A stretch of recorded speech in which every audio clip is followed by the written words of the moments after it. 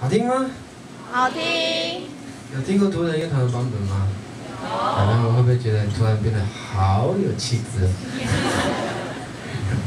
很不习惯啊！第一次看说明表演的有没有？第一次看过？第一次？哎呀，你们太慢认识我了啦！啊，其他人有看过吗？有没有跟以前不一样的？帅一定要的啦！这么努力，就不是为了这一刻，短短的1个小时半。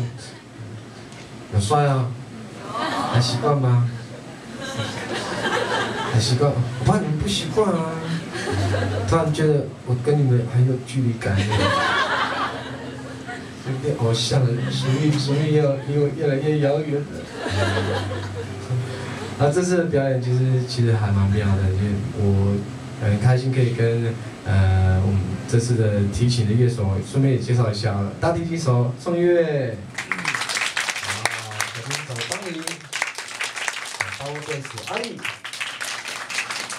跟提琴的组合这样，就是把很多歌编曲都用成提琴的，然后突然觉得哇，好那个。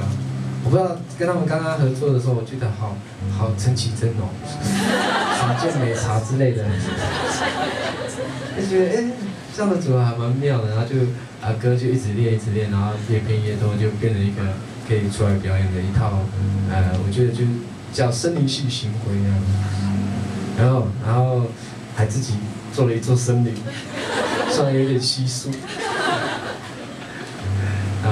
也是一个新的尝试啊，然后希望大家听到，虽然我都用母语在唱歌，但会希望给大家不一样的感受这样。然后提琴是西方的古典乐嘛，然后火一样算是阿美族的古老的那种吟唱的方式，也算是我们的古典乐，这两种东西放在一起，其实一开始放在一起的时候觉得很突兀、很矛盾，这两种不一样的古典怎么可以融合呢？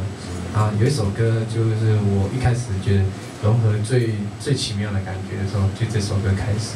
这首歌叫《曲水歌》，我请你会听。